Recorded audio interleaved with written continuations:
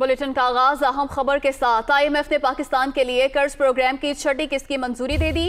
اعلامیہ کے مطابق پاکستان کو فوری $1 ارب جاری ہوں گے۔ 1 ارب کے اجرا سے قرض پروگرام کی رقم $3 ارب ہو جائے گی۔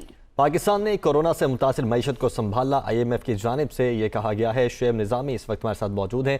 شعیب، کب تک یہ رقم ٹرانسفر ہو جائے گی؟